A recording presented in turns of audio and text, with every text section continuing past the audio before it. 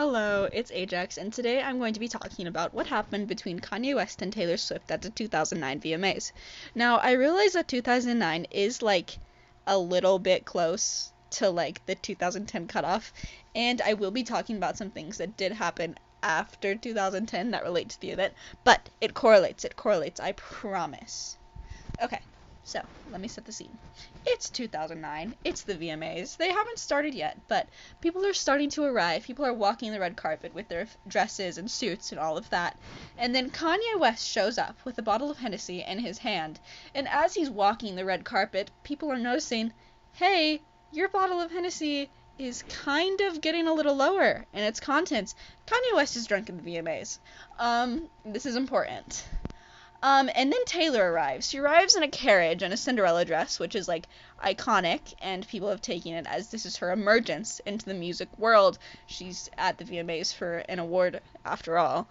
But then, Taylor, she comes to accept her award that she won for her music video for You Belong With Me, which is genuinely, in my opinion, one of the most iconic music videos, on the internet. It's amazing.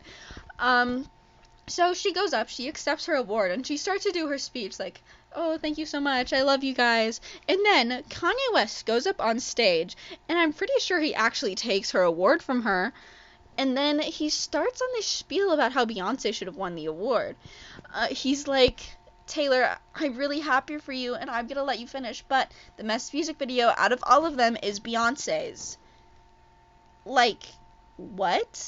The entire crowd starts booing Kanye because he just stormed up on this 19-year-old girl's acceptance speech.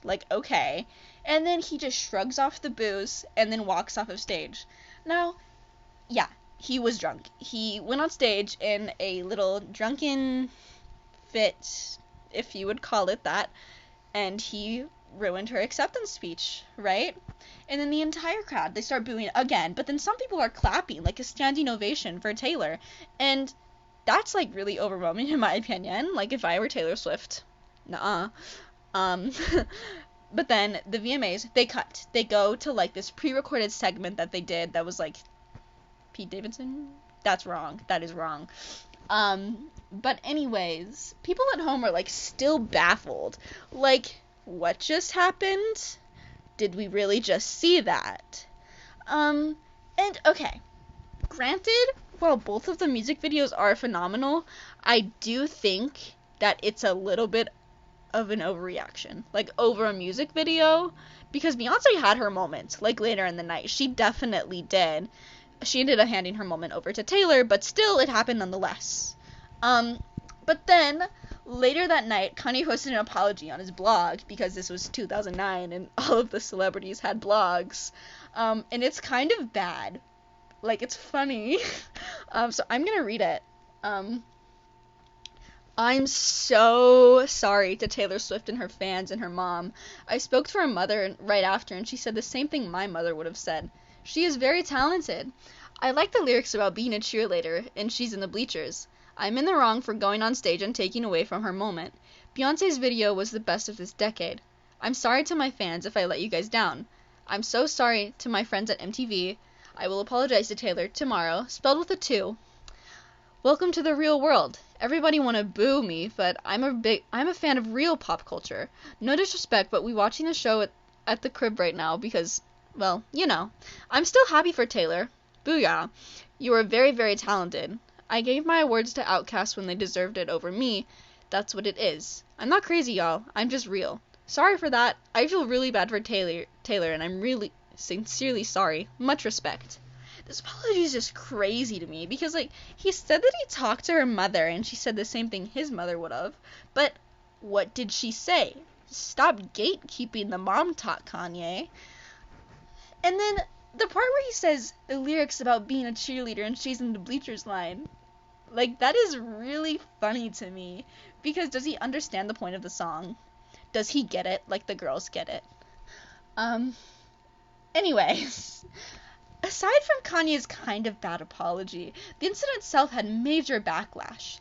In the days following the VMAs, Twitter was going crazy, and that in itself is crazy because Twitter was a 3-year-old website at the time, and for it to be getting this much traffic from this event is whoa. you know?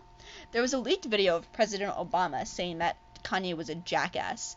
Like, imagine having the President of the United States call you a jackass. I would never recover personally. Like, that is really embarrassing. And then another blog mention, Kelly Clarkson asked Kanye what happened to him as a child and if he hadn't been hugged enough, which is crazy. Like, this man is being humiliated by the entire nation. Like, not to say this again, but I would never recover. I would become a hermit. And then another celebrity that joined on the bandwagon of Kanye slander was Katy Perry, and she tweeted, Kanye, it's like you stepped on a kitten, written in all caps, which is a little ironic / funny considering what happened between Katy Perry and Taylor Swift, but that is not what this is about.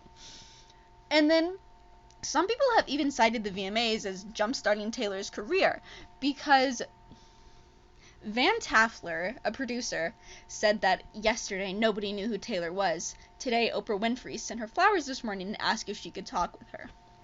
Then, when Taylor dropped her album Speak Now, there was a song called Innocent on it. It was written for Kanye, not about him like most of her songs are, but to him. The lyrics say, 32 and still growing up now, who you are is not what you did, you're still an innocent.